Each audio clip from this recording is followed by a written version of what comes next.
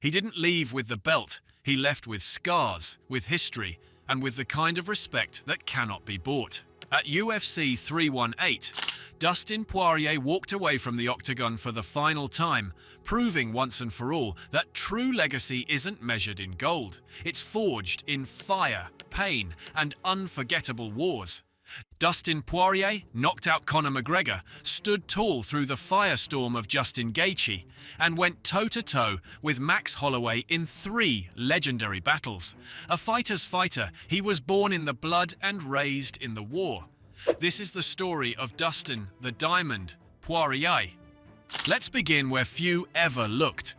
Dustin Poirier entered the UFC in 2011 as a featherweight, a relentless, emotional kid from Lafayette, Louisiana, and he came in swinging, wild, raw, and completely willing to throw it all on the line.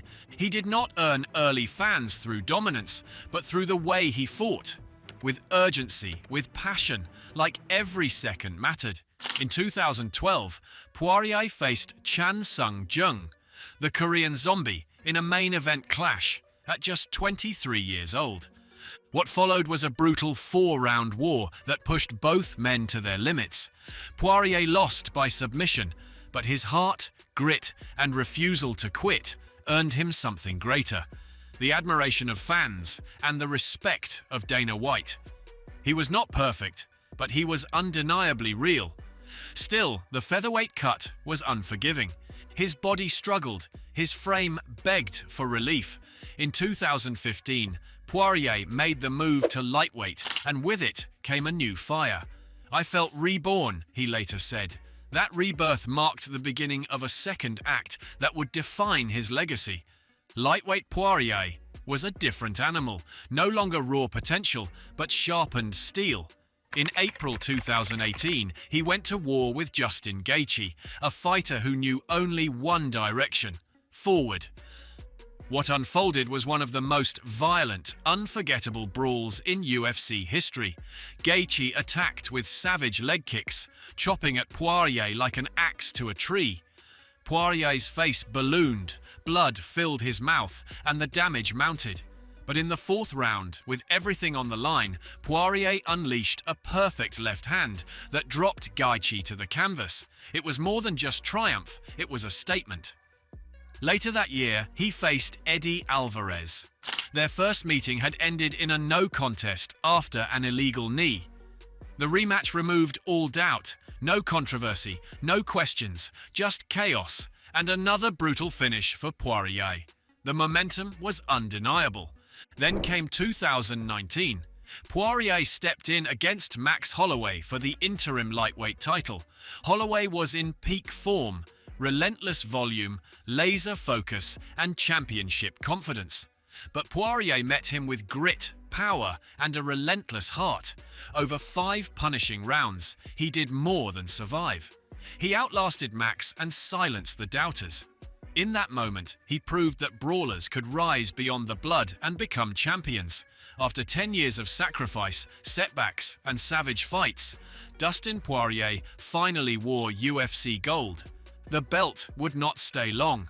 Later in 2019, Dustin Poirier faced Khabib Nurmagomedov, undefeated, unstoppable.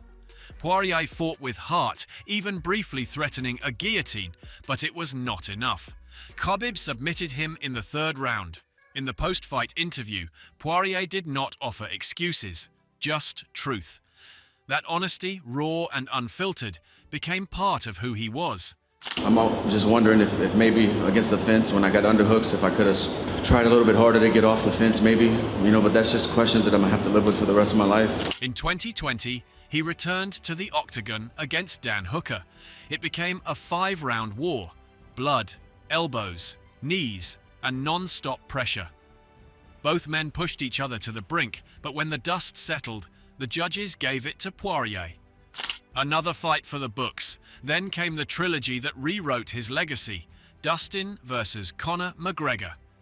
Poirier suffered a 1st-round KO in their first showdown, but at UFC 257, their second meeting, Poirier shocked the world with a round 2 knockout. Right hook, flurry, finish. In the 3rd fight, A broken leg and doctor stoppage ended the bout, but not before Poirier had clearly taken control. With those victories came a new chapter, fame, fortune, and a deeper purpose. He channeled his success into the Good Fight Foundation, a charity he built with his wife Jolie to support people in need. Poirier had gone from brawler to builder, from underdog to example, a fighter, a leader, a man of legacy.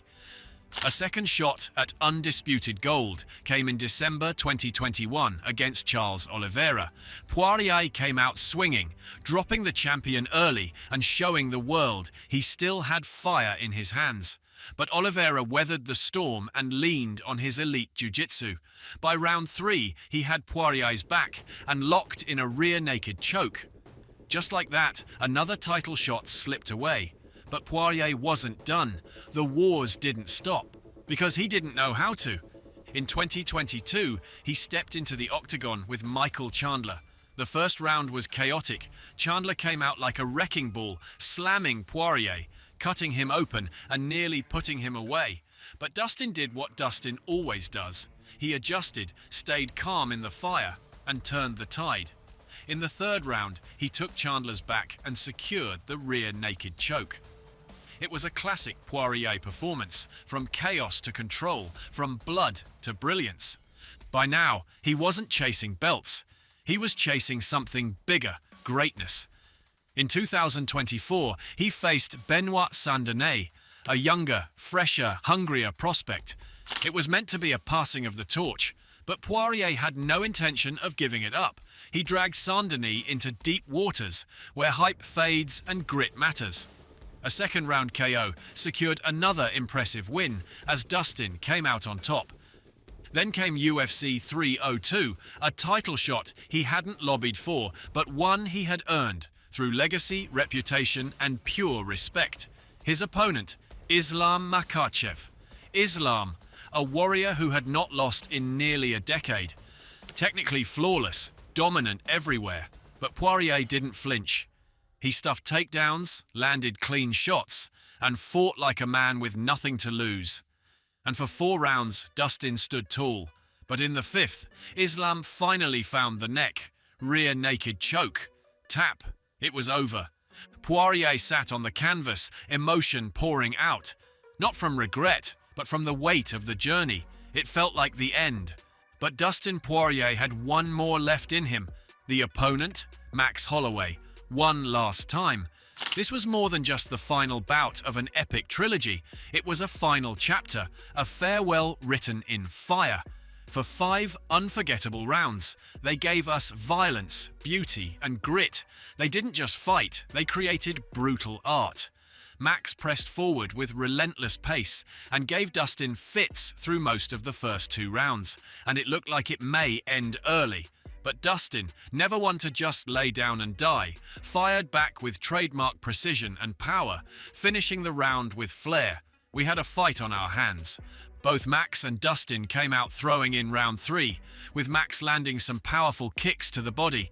In round 4, Dustin had some moments, but Holloway's relentless volume continued to push his limits. In what would be the final round of Dustin's career, one last time, both men met in the middle of the ring, throwing with all their might, giving fans one last memorable moment. Neither man wanted to leave anything on the table. When the final horn sounded, the crowd rose to their feet, not just for the winner, but for the final moments of a UFC legend.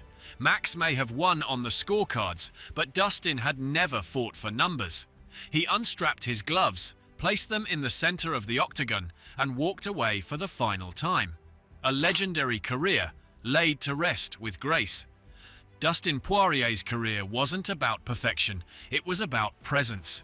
He showed up for every fight, every challenge, every war.